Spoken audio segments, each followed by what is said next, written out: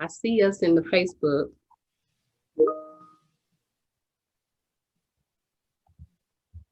I can't see what that means. It's on Facebook. Oh, it is live in my top. Yeah. Left. Can't see it? I can't see it. Okay. So I guess I should go ahead and get started. Meeting is now streaming live. Hello, ladies, again. I just ramped my energy up like times 10. So thank y'all for joining me. So hello to everyone that's joining us. Thank you for coming and sitting in on the first, the Greater You Leadership Series, Women Leaders Walk the Talk. And I must say, I'm more than happy to be sitting with each of you virtually during this session. So before I begin, I just want to give a really quick background on why I created the initiative, I guess. So in 2009, I started the company, focused on training and speaking on leadership from a perspective that was about the individual more so than it was about the role. Like, that's what's really important to me, is that we help the individual become whole, and then in essence, they're effective leaders, right? But a bias in me always wanted to make sure that I was putting women leadership on a platform where our voices are heard. And for obvious reasons, I just think it's important. Like, leaders, women, we rock, we're queens, we're effective at what we do. When you think about like the suffrage movement and voting rights and the Me Too movements, just, when you think of all the things just historically, we have always cut a path for success and for progression. And that's because some women leaders were in charge. Somebody was somewhere putting something together and they were female, they looked like us, and they talked like us and they thought like us. And so I wanted to make sure I did that with this setting. So here we are with my vision of women leaders walk the talk. And I'm letting Miss Joanne in now. Yay. Hello. Hello, ladies. Yay, thanks for joining. Oh, no, absolutely. I will admit, I hope nobody else can hear me. Okay, yeah, it's 4 of us. Oh, we on Facebook Live. No, it's a lot of us. We'll laugh. Okay, hey, Facebook. So yeah, I was processing small business grants for the community. Okay. Oh, But I'm awesome. Well, we are so glad you are here.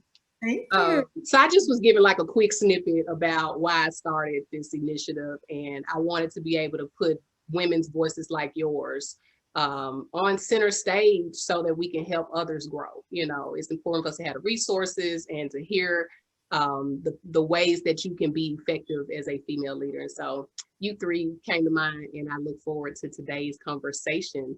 I'm hoping that, again, we inspire, motivate, and infuse other female leaders on their journey. And make our counterparts understand too. That's important too. So to kick off the series, I want to introduce each of you. I have Audrey Willis with Code Crew, Joy Webb with the Circle of Joy Atlanta, and also Joanne Massey with Lewis Massey and Associates. And I don't know, well, I can say this, I probably have never shared with either of you that I absolutely admire you all. I applaud the work that you do every day. I just know that you all are literally walking the talk. It's not just map service. You all are truly putting in action, and everybody can't say that. Like, they may try to own it, but you all really are doing it. So I wanted to make sure I told you all that, and that's why you're here today. And so I think all of you listening in are going to be inspired when it's all over because of each of them. So with that, I'm gonna shut up and let you all kind of do a quick introduction, jump in, do your thing. Well, I'll kick it off. And first, let me just say, Kristen, not only am I inspired by you, and I think I might have told you that before. We go way back when we were much younger. I remember the first panel I served on with you and meeting you. So I am inspired by you.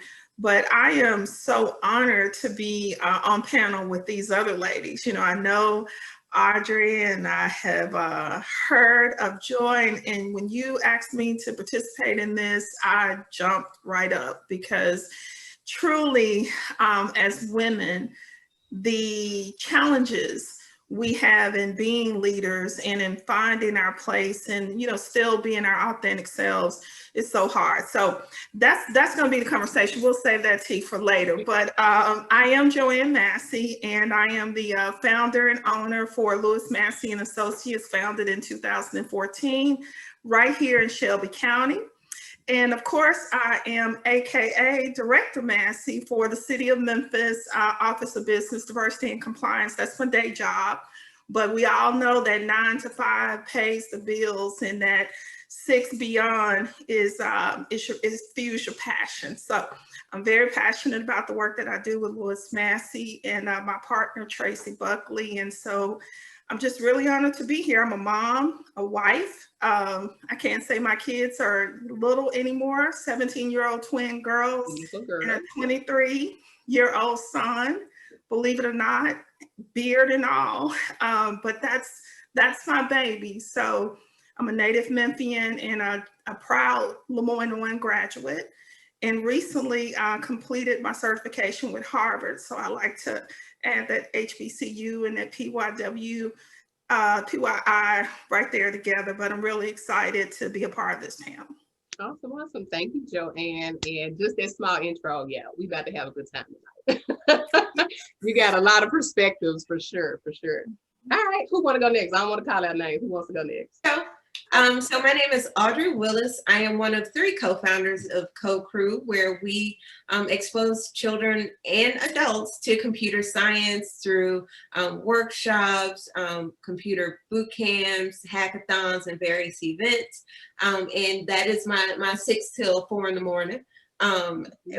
And so my day job, I am the chief of staff or the chief information officer for supply chain for FedEx, which is one of the largest supply chains in the world. And so I think that this type of discussion is very important for numerous reasons. Not that we're just, you know, talking to one another, that we're able to talk to a broader audience of other women and men that may be tuning in and listening to what we have to say. I am also a native Memphian. I am born and raised in South Memphis. I left for a while and came back. Memphis is home. I cannot walk away from it. It is deep in my soul. I cannot walk away from it. When I came back home to visit after I left as a teenager and said I would never come back, I was just overwhelmed with guilt that I took all the gifts that Memphis had bred me with and did not contribute back to the community. And within 3 months, I moved back home. So I love the city. I love everything about it. I just can't get enough of it. I love the people in the types of opportunities like this where we can come together and, I mean, interact with people. And I think it's very important for the folks watching to know is that these women you can interact with. Just like, you know, other leaders within the city, it is no shortage of individuals that are willing to sit down and pour into you. You just have to take the time to ask them. So that's me. Love it, love it, love it. You said, yeah, we're going to touch on all that tonight. Possibly. All right, Joy. Hit us. Okay. Well, hi, I'm Joy Webb. I am in Atlanta, Georgia, actually Decatur, Georgia. But I do have roots in Memphis. Both of my parents are from Memphis. So I was there every summer growing up, and Orange Mound was where we were. So definitely am familiar with Memphis for sure, and the Mound. Yes. Like I said, I'm in Atlanta, Georgia. I actually am the founder of the Circle of Joy Giving Circle, and that is a collective giving model where we give our time, talent, and treasure, which leads to a testimony to nonprofits in our community. We focus on youth in Atlanta, Georgia. We focus on Black youth. We are unapologetic about that.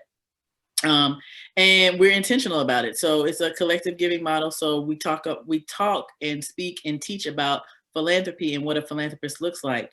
And a lot of times we don't look at philanthropy as something that is in our culture, but it's always been in our culture. It's the love of mankind. So it is Black people giving back ordinary people doing extraordinary things. We are part of a bigger network called Community Investment Network, which is a network of African American and donor of color giving circles throughout the United States. So that is my 24/7 passion job. I have transitioned from corporate America. I worked at Delta Airlines prior to this. I just jumped out on faith and said, you know, I've had the Giving Circle for about 12 years. And about 2 years ago, I was like, you know, I really want to do something in philanthropy. And I don't want to be a development officer, but I do want to do something in philanthropy. And so I was able to chart my own course. I started the organization Circle of Joy, and had an opportunity to meet great leaders throughout the United States and just joined some movements. Recently was on a collective of Black women and girls consortium, which was about Black women and girls in the South.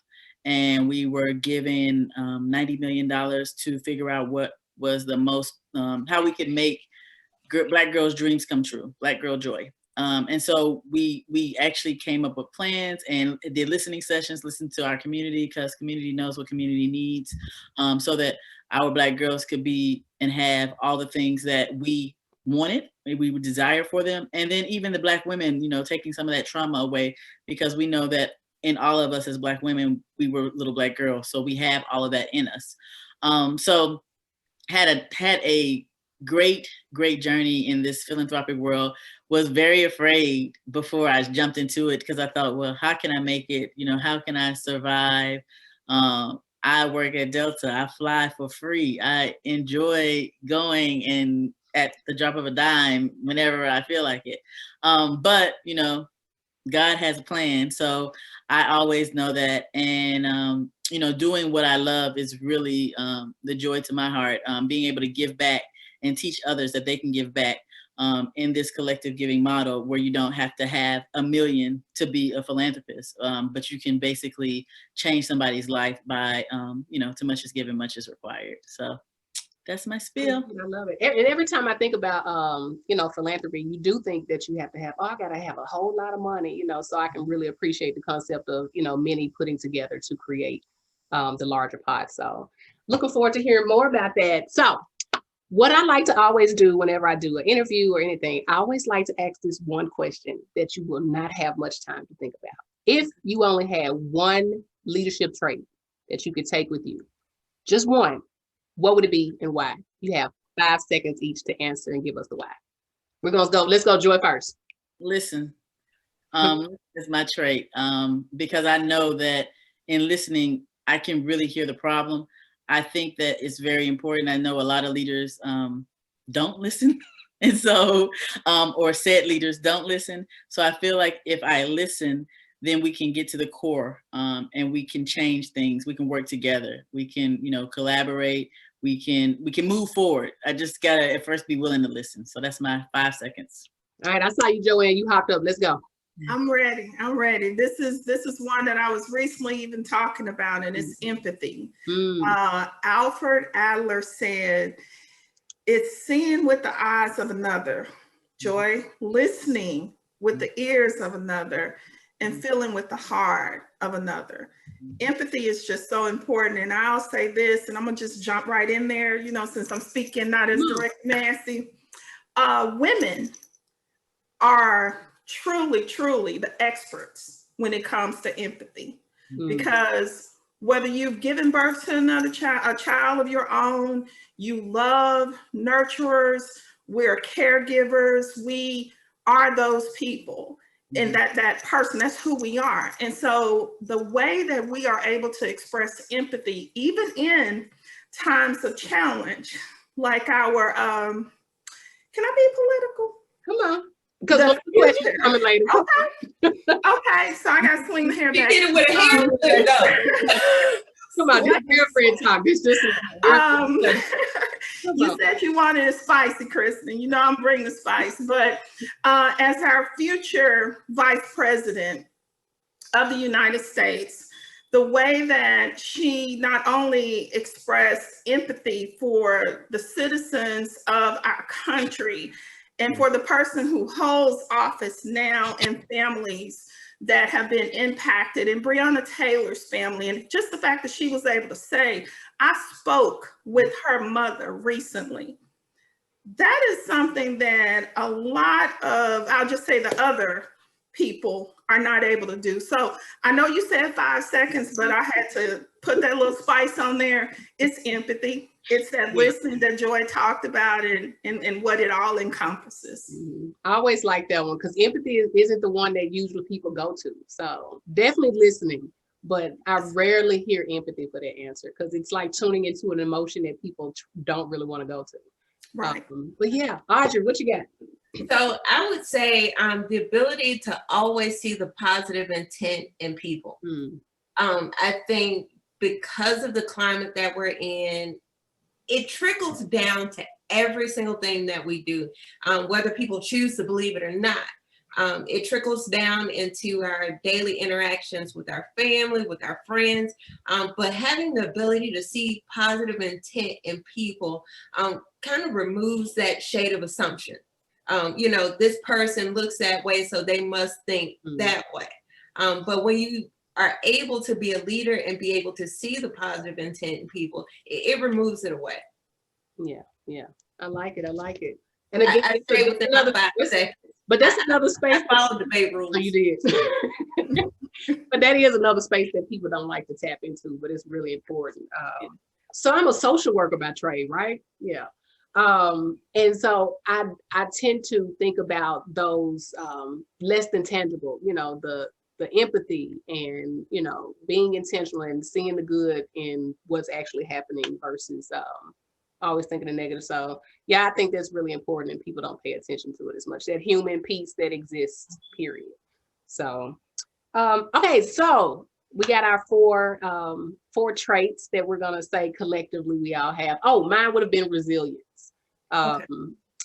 I love that word for almost anything, but I absolutely apply it in leadership because there are going to be challenges, there are going to be knockdowns, sometimes more than we want or expect, and being able to bounce back is really important. Being able to press forward, being able to reset, you know, adjust and keep it moving. I definitely think, you know, women leadership, you know, absolutely can do that, and we show that every day. So mine would have been resilience because I think it's important that we're always ready to move forward regardless of what's happening around us. Yeah. Thanks, Kristen. Putting a pin there, you know, it's really interesting because raising 2 daughters the way that I am, and they're 17 now, so they have definitely come into their own, their personalities. I could see who they are now, you know, and I try to remind them we evolve, so you don't have to decide your whole life like the 17-year-old Joanne did, who thought if I didn't get it right by 18, something was gonna go wrong. But it is something that all of these characteristics that every lady here described, it's something we learn real young.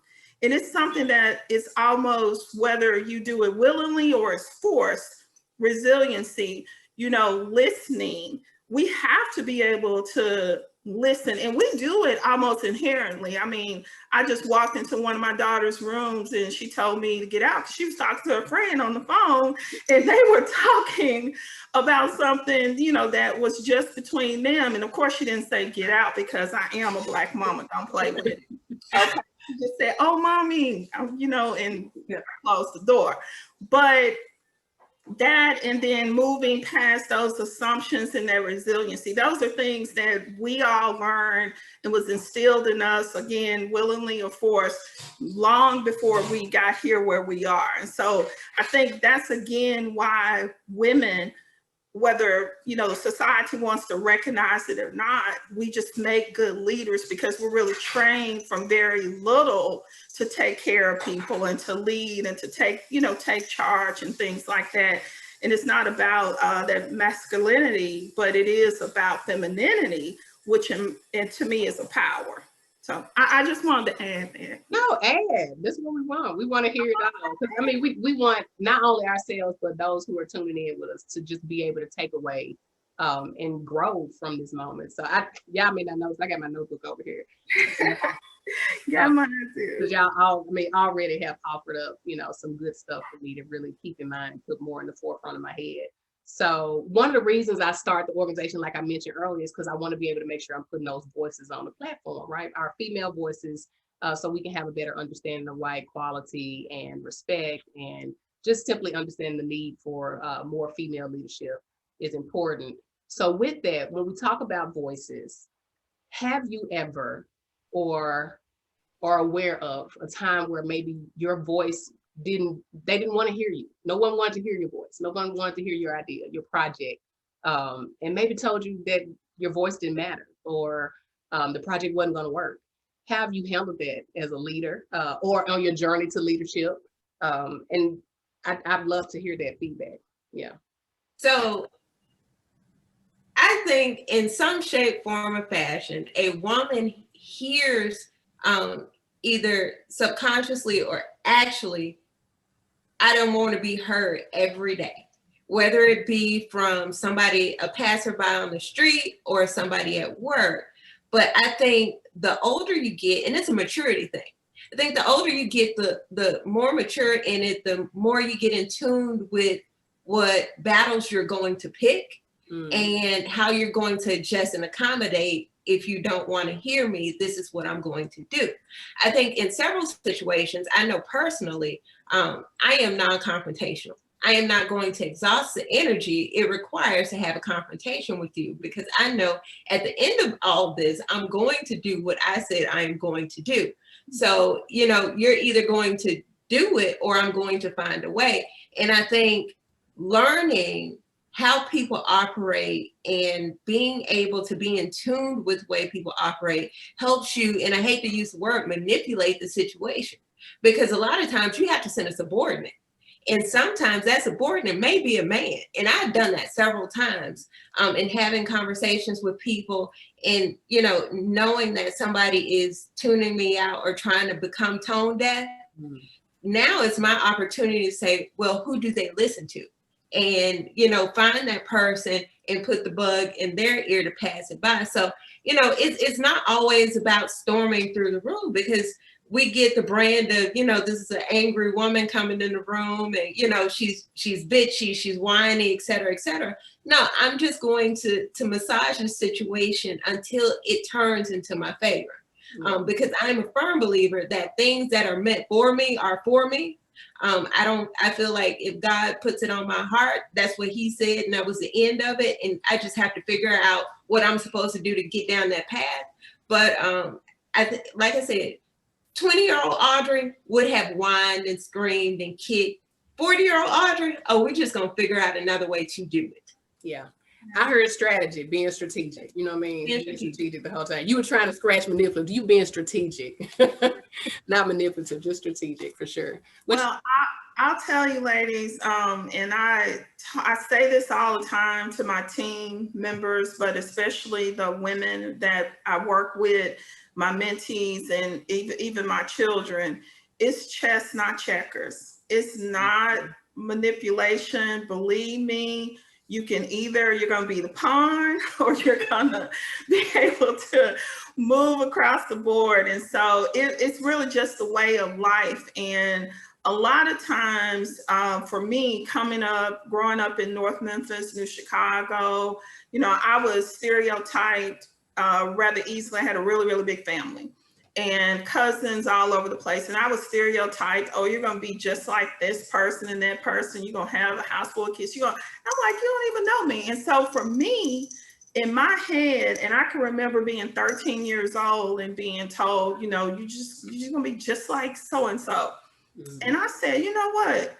Lions don't lose sleep over the opinions of sheep. What you're doing is not what I'm going to do. So let me show you.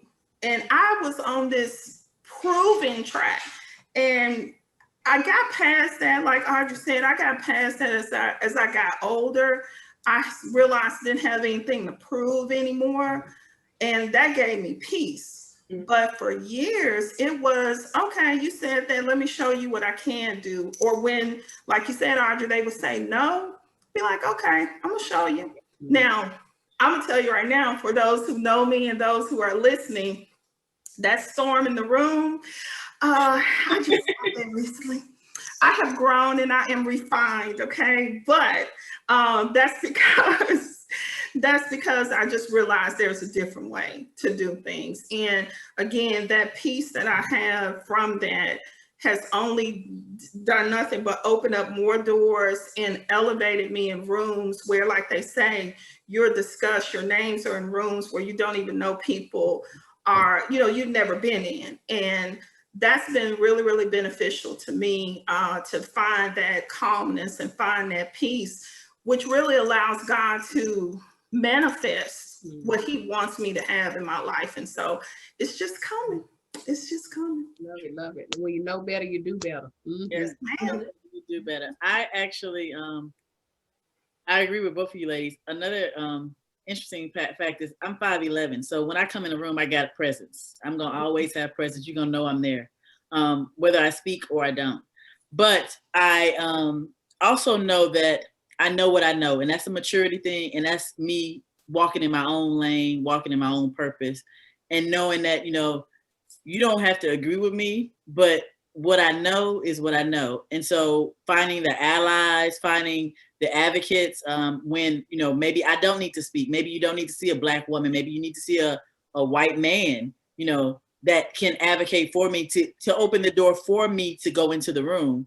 And it's not that I'm afraid to go into the room, but you know what? It's not worth my time to go and try to, persuade somebody that they need to go this way when they gonna talk to their buddy and they gonna just be like, hey, let her in, and it'll be happen, right? So, work smarter, not harder is one of my mottos. And then also just, connecting with, being with leaders, birds of a feather flock together, being able to recognize that the company that you keep is really that, and that, you can go farther with some of the relationships that you have. Relationships matter. Right. I think that has also been something. It's not a bought lesson. It's a learned lesson as you continue to grow and you continue to be a leader. And all leadership is not the same. So, I also have been able to grow and say, I appreciate that, but that's not the way I want to lead. Or I recognize that that's your way. That's not my way. Mm-hmm. And I am unapologetic about what I know. And if I don't know, I'm not one of those leaders that will say, figure it out. I'll say, let's work together, or let's go to an expert. There are lots of subject matter experts. I don't know everything. And that's why we have teams, and that's why we have counterparts, and that's why we have Google. But all of those things are part of what makes this, when my voice is not as strong as I would like for it to be, because I don't think that I know everything. It allows me to have a little bit of grace. I like to give, that would have been another word that I would have said, grace, as a leader. I like to show grace, and I like for people to give me grace, because in this world, in this climate, we all need it. We all need it. True story. So let's move to the kitchen. So we just got through talking about opposition, right? So I got 4 categories. I don't know if I shared. I'm going to do opposition, success, ideologies, and personal feedback. So, and we're at 30 minutes, so we're going to try and cover the next 3. When we talk about success, we're moving into the kitchen.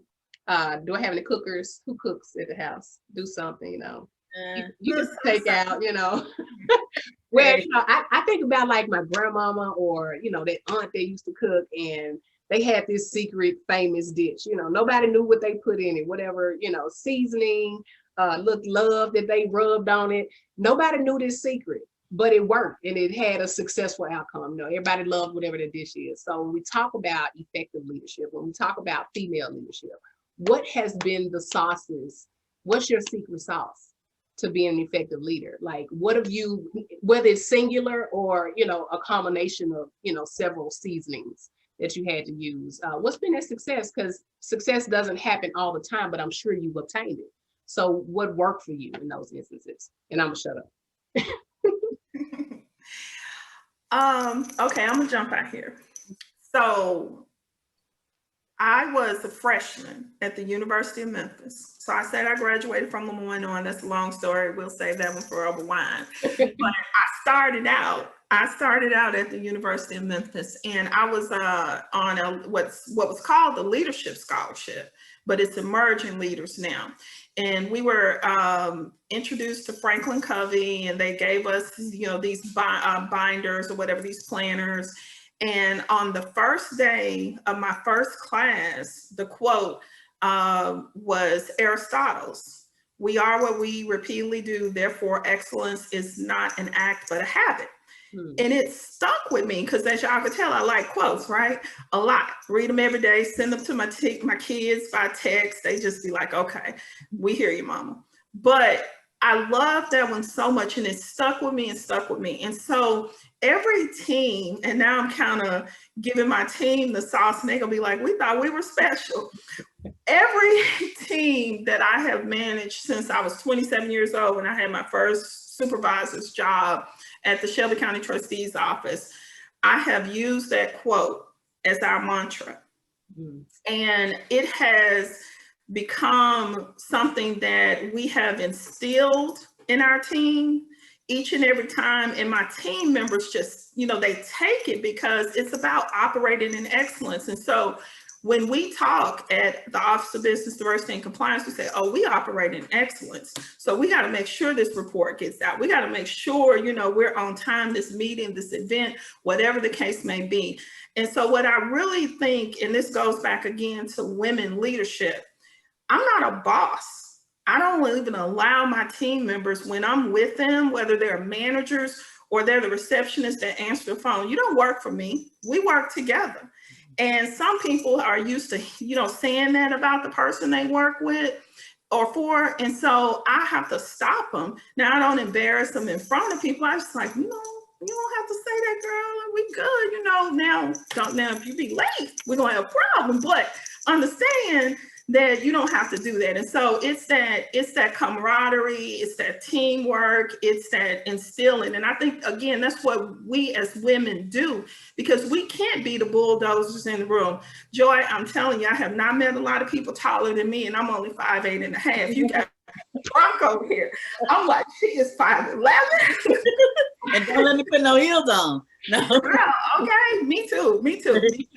But I believe that as women leaders, that's something that, again, we're able to do. We're able to adjust to the situation and then pinpoint, like you said, what recipe, Kristen, what recipe needs to go in that pot to make it work. And so, there are times when I have to apply pressure, and I use that operating in excellence as a pressure point. And then there are times that I use it and it's praise, after a good event. Yes, that's what OBDC does. We operate in excellence. So that, I think, is kind of my recipe, but it's a combination of a lot of things depending on what's needed. Yeah, usually you can't just put salt on something and that's it. You got to add a little olive oil, a little something, So yeah, it can definitely be a combination to their success to get to that end. Yeah, for sure. What else y'all got? Sauce. Go ahead. I was gonna say my secret sauce is as a kid it probably wasn't a secret sauce, but I'm sure my parents would not think it was a secret sauce. But my curiosity. So my curiosity has gotten me many places. But the secret is, the formula is my curiosity and my memory, because I can remember a whole lot of stuff that doesn't matter to a lot of people. But when you take a personal interest in people and you remember it, they really do want to work harder for you. They feel like you care. And I do care, but I mean, it's because I can remember things and I ask, questions that, may not have anything to do, we're working together. And also it's not just top up, bottom up. It's, it's lateral, it's all around. So if I'm talking to somebody who is sweeping the floor, I need to have a relationship with them, because you know what, they gonna help me out too, and if I'm talking to a leader that is, the CEO, I need to talk to them like real people. I don't need to act as if I'm shy and coy because they're the CEO, because I'm a boss in my own right? And everybody is their own leader, right? So I think that my curiosity and my memory help forge relationships, because I think relationships is really the secret sauce, but those two are kind of how I built the relationships. And so therefore, team members that I've worked with years ago, I still have relationships with. You know, I see people on LinkedIn and they're, you know, applauding me and I'm applauding them.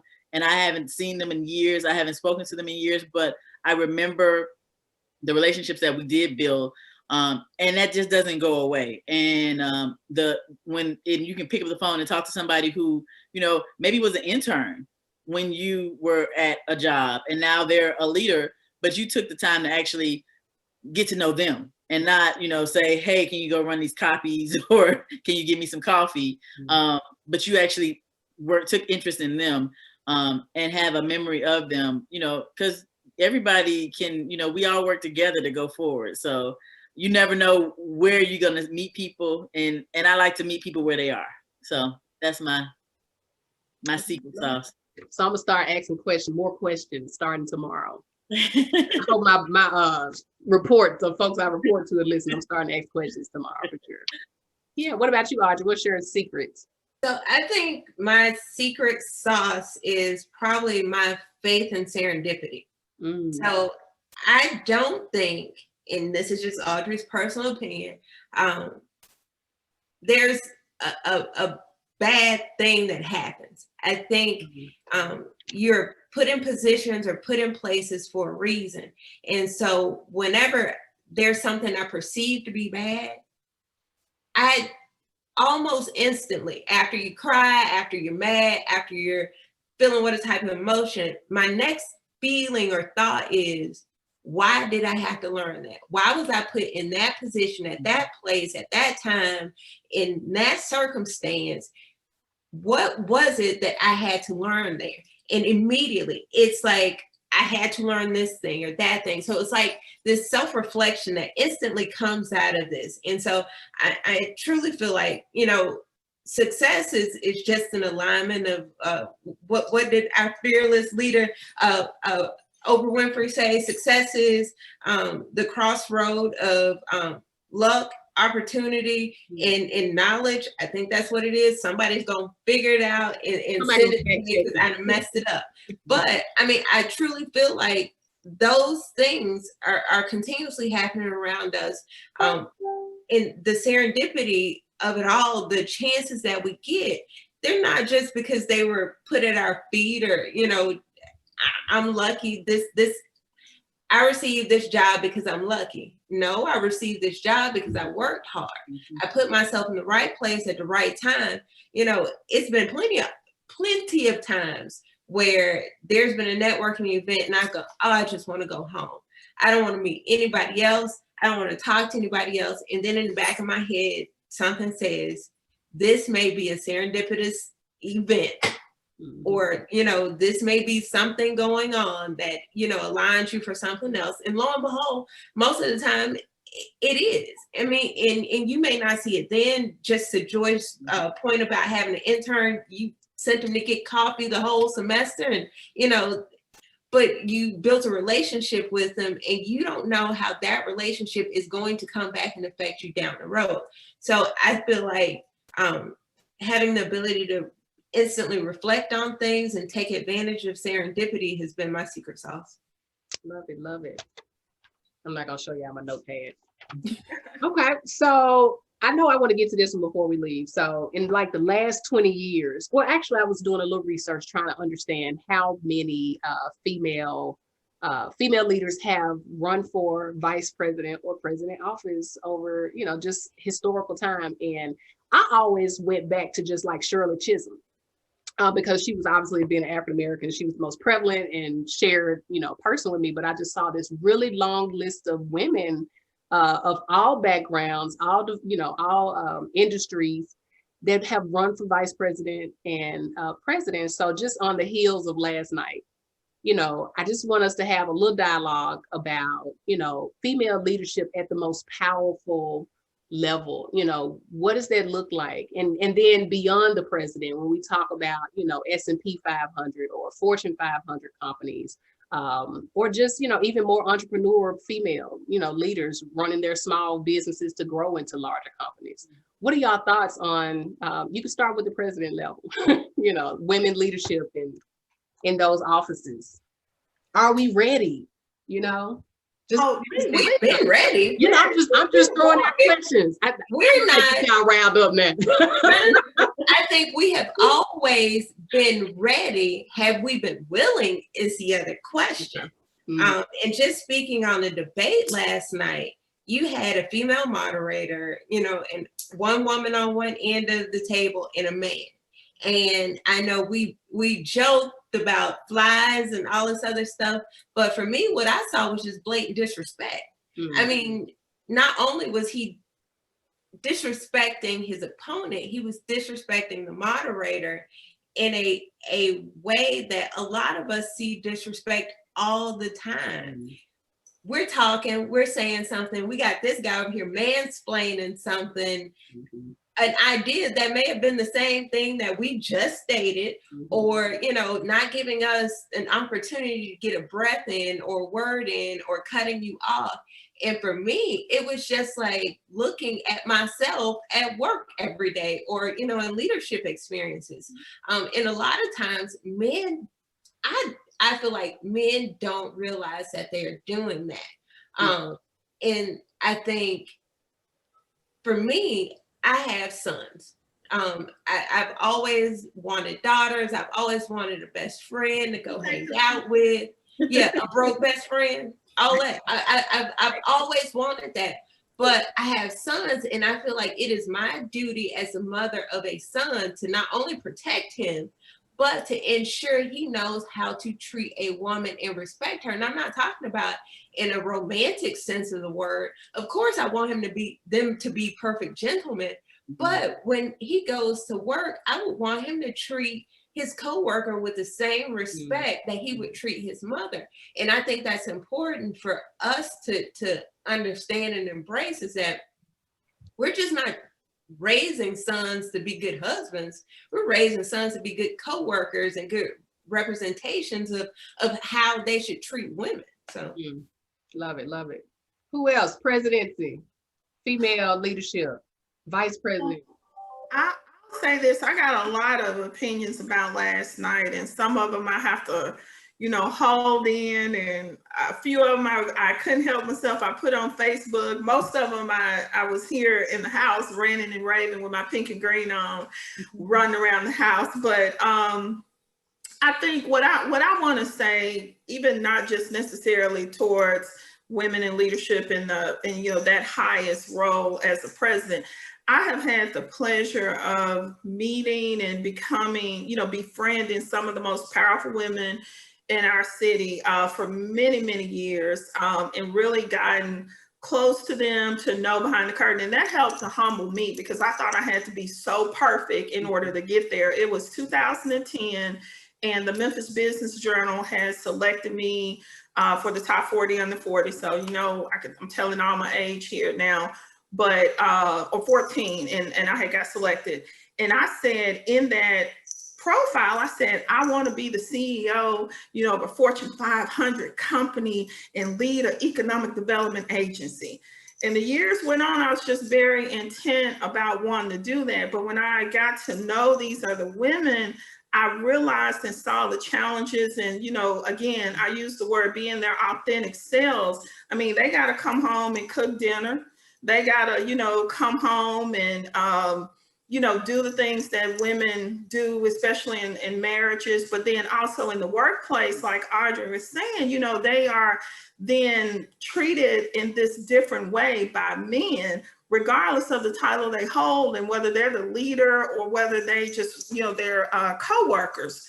And so I think that for me, my opinion about it is when you said, you know, are we ready?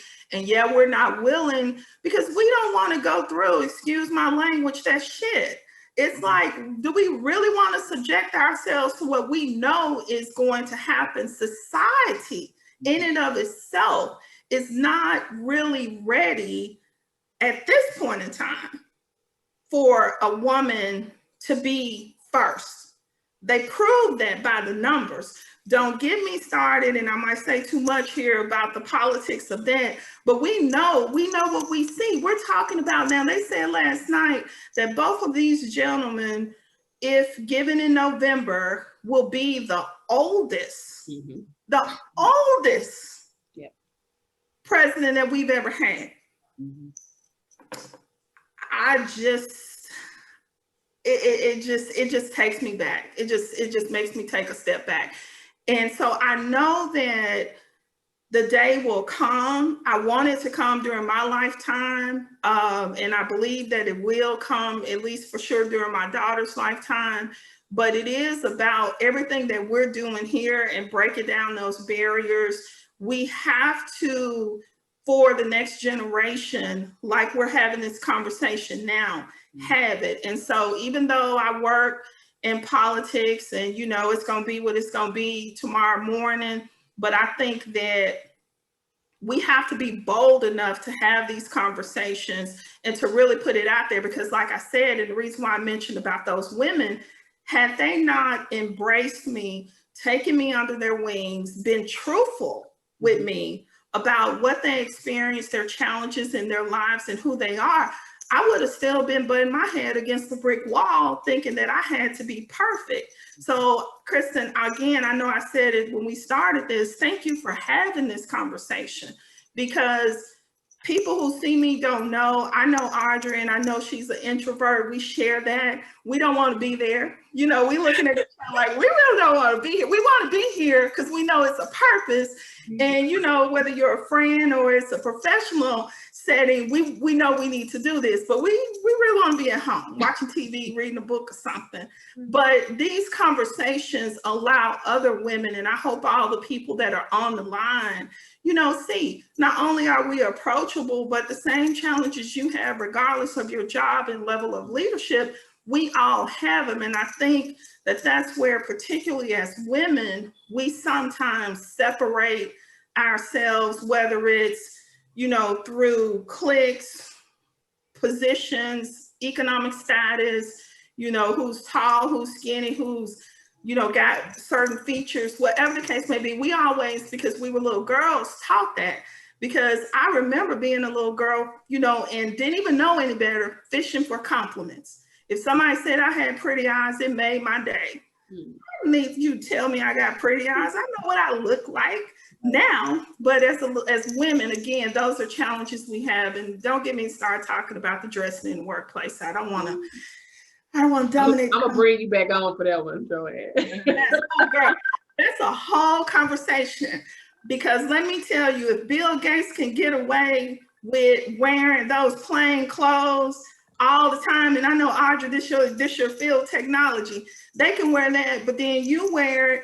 How you know I ain't got 5 pair of black pants? Right. Stop looking at my clothes. My clothes have nothing to do with up here. But anyway. You gotta hear somebody try to call me on Facebook right now. Y'all don't hear that? Yeah. Okay, I'm like, who is, let me close this screen. That is so crazy.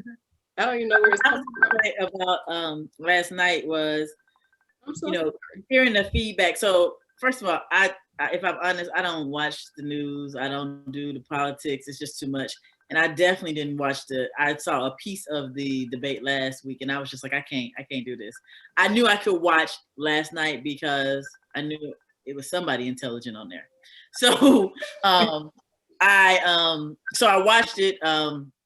And what I hate is when I hear things like, I went to go see Michelle. She was in Atlanta last year or whatever. And I'm acting like I know her. So when Miss Obama was in Atlanta for her becoming, you know, she talked about being her authentic self. And Joanne, you just spoke about that. But I am very disappointed. Not that I'm surprised, but I hate when people assume that Black women can't be, because we are all of that and then some. You know, even the when the moderator called her Kamala and didn't say Senator, whatever. You know, that's prejudice, right? That's just their privilege. That's that privilege. That's just, I mean, and in my core, it's like, you didn't call him Mike. you know, and honestly, if on another debate they said Donald, he would have corrected them and said, excuse me, my name is Mr. President or whatever. So we take a lot. We put a lot on our back. And then, you know, people pat us on the back like, oh, she's so smart. She can string a sentence alone. And one thing Michelle had said in her becoming was, you know, I got degrees. I went to Ivy League. Why is it that you assume that I can't? We have always led. We led in slave times. We led people out, you know, from Harriet Tubman, from making sure the babies, we took care of the master's children. I mean, we have always been nurturers. We've always been leaders. We've always been trendsetters. We've always been forerunners. And we do it without asking for, you know, acknowledgement. Do it without assuming the position. We do it because we have to. We the people that make the world, you know, be. So, and Black women in particular. I'm not knocking white women, but I know that I have my mother, my grandmother, my aunts who have went through many a struggle, whether that's from civil rights and color, you know, paper bag tests. I mean, all the craziness that we have to go through, and we still come out on top, and we still are leaders, and we still have empathy, and we still find the best in people, and we still, you know, all of those things. So is the United States ready for it? Probably not, but will they ever be ready for it? I don't know, because we got politics and politics. And because of that, we may never be ready, but they weren't ready for Obama. So, I mean, I'm saying, you know, kick the door down and y'all will figure it out. Y'all go, hopefully, you know, if you ain't ready, you're gonna have to get ready. That's my prayer, you know. But I thought that, you know, it was, I was proud, but I hated that people, you know, had but she spoke like this and she did really well. She's an intelligent Black woman. She's an intelligent woman. What makes you think she was running for president? What makes you think that she couldn't hold her own? And so that bothers me, but you know, that's the world we live in. Yeah. So this is good stuff, y'all. We are, let me see, we got 6:54. I want us to stay on task. So here's my last question. And then we'll kind of get into how we can stay connected with you all after this. My question is, work-life balance matters, right? We always talk about how do we balance work-life. I just want to know, for you all as female leaders, what can we find y'all doing on a Saturday morning at 10 a.m.? What are y'all doing? Yeah. Well, I'll jump in there because I just had a colleague tell me, oh, we got to work on Saturday morning. I was like, I'm booked. I like that. We're not going to do that. No, we're not going to do that. It is, I have for the longest time, and you know, the twins are 17 and my husband is my rock and my foundation. I'm gonna go and shout him out, QB Massey Sr. Yes, indeed. He is my biggest cheerleader, but he always gets it done. And a long time ago, when I told him I wanted to be that CEO, and he was right there rooting me on, he said, okay, so Saturday's gonna be family time. I said, you know what? You're right. Let's do that. We got this. And so on Saturday mornings now, you find me, whether it's reading a book, the twins are not quite driving by themselves yet, so driving them around for some errands, whether it's getting our nails done or doing something like that, or my husband and I just, you know, getting up and deciding we're gonna drive, you know, over here to Mississippi somewhere and just, you know, hang out. It used to be soccer with the twins, and it used to be cheer, so I don't have those tasks anymore. But yeah, it is fully family time, and it's strictly family time. The only exception that is agreeable to my family is if I'm traveling. So if I gotta leave out of town or if I'm already out of town. But I will tell you, even in that, because I cherish that time so much, that if I'm traveling and it's like a Friday, and, you know, when I was traveling before COVID, if I was in California and I needed to get back to Memphis, I would take that red-eye flight. And I know my Joy, my Delta friend, know that Delta did us wrong, but don't get me started. Yeah. I go all the way to Denver from California to get back to Memphis, and oh, Jesus. but it just was important to me to be there in the morning when my family woke up. And, like I said, we're eating cereal, watching movies, whatever the case may be. And that's the way that I've been able to balance, because even, sitting here, this is important to me. But my man taking care of business, we're going to dishes washed, dinner, we good. So we good over here. So, yes. So note to self, I will not have these on Saturdays at 10 a.m. Not if I want Joanne. Or Audrey, she shook her head now too. I'm not coming because my weekends are unplanned. Saturday and Sunday are the only 2 days of the week I refuse to schedule anything on my calendar. Saturday, Sunday morning, I get up and I ride that bike to wherever I'm going to ride that bike to. And I'm back home. Typically, we're going to lounge around, eat breakfast, but I refuse to schedule something on Saturday or Sunday. And find it quite disrespectful if somebody elects to schedule something on my Saturday or Sunday. Because, I mean, I'm tied to 2 phones Monday through Friday. With COVID, when I put my feet on the ground in the morning, my boss is on the East Coast, so he's calling me. I got a team in India. I got, it's a global organization. So at any given moment, somebody's subject to call me. And, once upon a time, my core girls growing up, I admire these women. I've watched them as women and they have inspired me, but I thought they were just super women. How y'all running daycares and being fabulous and glamorous and all these things, having happy marriages, successful kids, and keep your house clean? They were able to snatch me down and to give me that reality check. And Joanne mentioned it.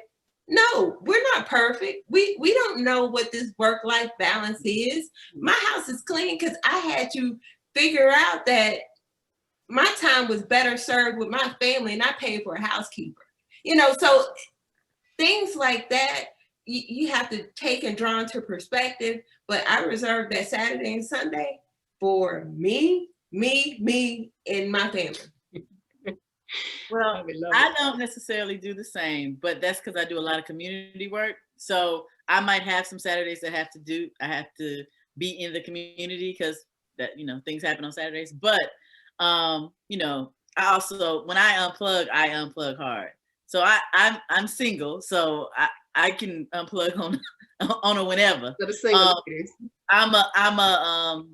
but when I do have my Saturdays free, I'm brunching because we're a big brunch town, or I'm traveling because I still like to travel pre-COVID, even a little bit in COVID. But, I wear my mask and I take precaution. But I do go really, I relax. I unplug. I'll go walking. I'll go on a trail. I'll meditate. I'm real good to get some quiet time in. And it might just be me sleeping. Don't bother me if I don't pick up the phone. Ain't no need of you. I call you. Don't worry about it. Right. So, but I do think that it's very necessary that we take that self-care moment, right? So we take the time that we need, whether that is even just talking to a friend that you haven't talked to in a long time, just to catch up. That might be the self-care that you need. It could be sleep. Or it could be just going to Dunkin' Donuts and drinking coffee by yourself and you don't have your family with you. Whatever it is that makes you have the moment. Because maybe it's more, I have learned right now in this space with COVID, valuing your family, valuing your time, all of that stuff is we kind of slowed down, which has been very, very great. But, before it was more like quality over quantity because you didn't have, everything was go, go, go, go, go. And now, it's still creeping up into that go. Like if, I have 14 Zoom calls, what's the point? Like, could you just pick up the phone and call me? Do we have to see each other? Like every day, so it is almost tying you to it, but you have to be able to break and you have to be able to breathe. That's my motto. Break and breathe and find your own joy, whatever that is. So that might be, having brunch, that might be sleeping late, might be reading a book, it might be coloring. I like to color. Okay. I love it. So I'm a blend of all of you because I'm bad for because I do have the Greater You Leadership Series. So sometimes, and I guess I won't see Audrey and Joanne on Saturday mornings. I like to hold webinars or courses, but it is important that I don't do that every weekend. You know, like I am learning to really grasp the idea of just me time. Like I do my daughter all the time. She gets me, 24/7, but finding that me time and absolutely disconnecting mentally from everything else except for making myself feel happy, whatever that looks like, whether it's sleeping in the bed till 10 o'clock and telling her go figure out breakfast on your own, whatever it is, I'm learning how to balance that a little bit more, and it just it creates all the difference in your sanity and your ability to reset and really knock it out the park when it's time to turn back on. So yeah, well, good stuff. Kristen, let me jump in and say, now I'm not off limits to you on Saturday because I'm in a sorority. Okay. So I heard. Yes, so you heard from everybody the talk of the town. No, but no, really, I have sorority meetings on Saturday mornings, and when they were in person, and I love my sorority, so I'm gonna just leave it at that. It would be long, but understand that was my me time. Okay. That was fulfilling to be with other women, especially, my sisters who I love, and it's like a family reunion, and so now we're doing things a little bit different. But even your series, I will tell you, I played golf 2 weekends ago with a group of women that invited me 8 o'clock in the morning on a Saturday.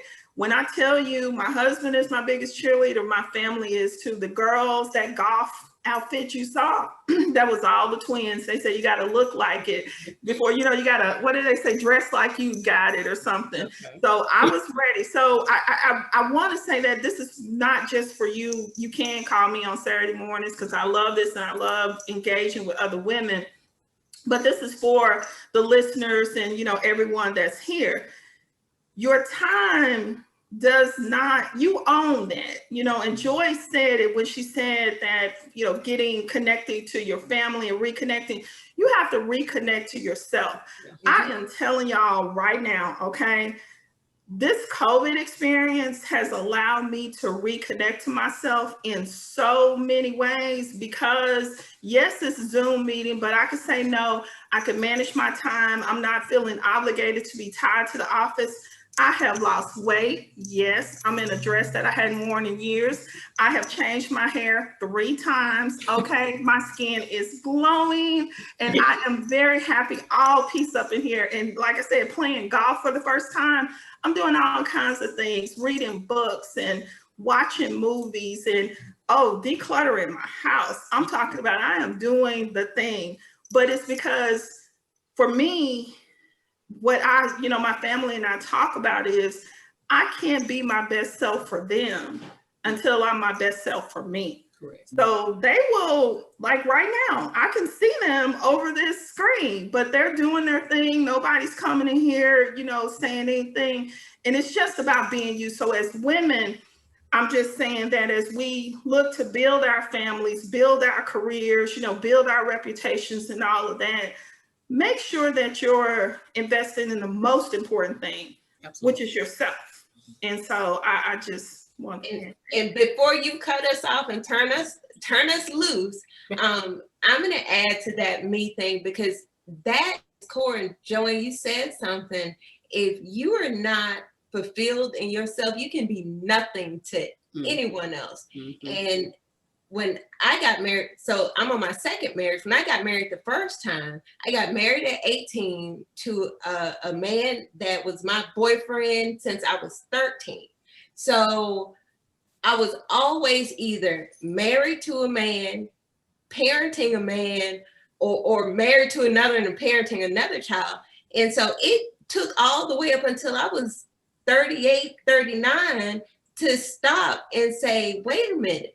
I need to discover myself and learn about me before I can accommodate anybody else. And I will tell you, that was probably the most encouraging and inspirational challenges that I ever went through, was simply sitting down to learn myself and have that me time. And it's significant. Like I said, if you can't be you. And my mother would always tell me, you can't go to a restaurant and sit at a table by yourself. And I would be thinking, who would want to do that? Like, I thought the point of going to restaurants were to be with people. And it took me a while to understand what she was really saying. And that was really to embrace myself and to enjoy my own company, void of taking my children, void of taking my husband, void of going on a date, but to simply just enjoy myself. And now, I'll jump in my car and drive to New Orleans. Where are you? In an Airbnb until Sunday. I'll be back. Because, you know, I love being with me. And like I said, my Saturday and Sunday, me, and then my family. Love it, love it.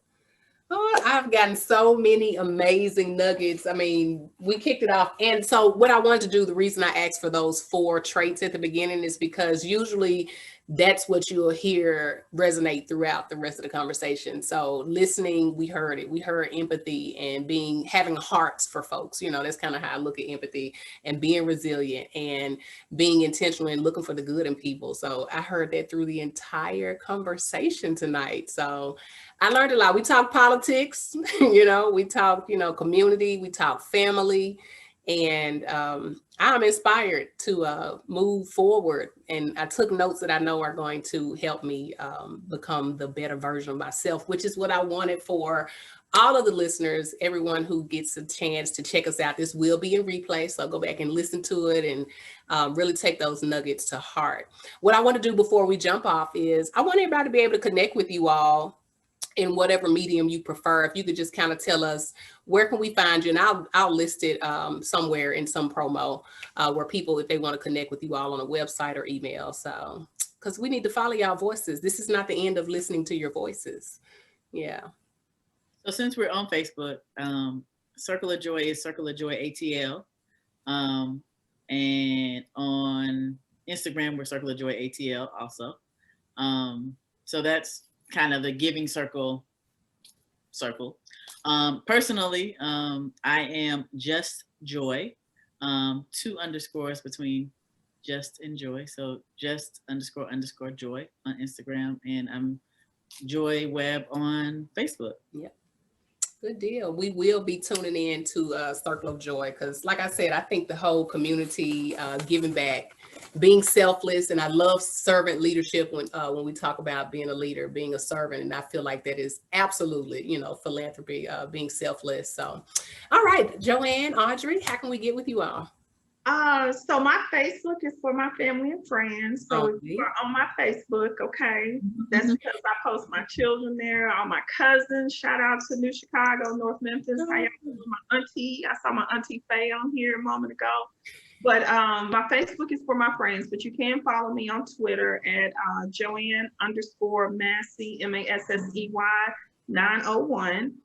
You can also connect to me through my business, Lewis Massey Associates. So it's lewismassey.org. And then, of course, you can always find me at the City of Memphis Office of Business Diversity and Compliance. Follow us on Facebook, Twitter, LinkedIn. And, you know, always you can reach us at the office, 901-636-9300. Now, I will tell you, if you call my office, I have 2 assistants, Miss Davis and Miss Kelly. They do not play. You better tell them what you want. You better tell them what you want because they're not going to let you through. But you can tell them that you heard, or, you know, you want to connect with me from this panel, and they'll get you to me. Awesome, awesome. And mine's is simple. It's Audrey P. Willis on LinkedIn, Facebook, Instagram. I like simplicity. Nothing wrong with it. We got a little bit for everybody. Well, thank you, ladies, again. And so how you can connect with the Greater You Leadership Series, you can go to www.thegreateryouleadershipseries.com and look for the Greater You Leadership handle at LinkedIn, Facebook, Instagram. And I hope you all have absolutely enjoyed today's session. We have another one coming up in December. So I want to go ahead and put that out for you all so you all can stay tuned. But I am inspired, motivated, and infused to move forward. And I feel like tonight I get to be a greater version of myself because of you ladies. Thank you so much. Thank you, thank you, thank you. Thank you. All right, you all take care. Bye-bye. Have a good one.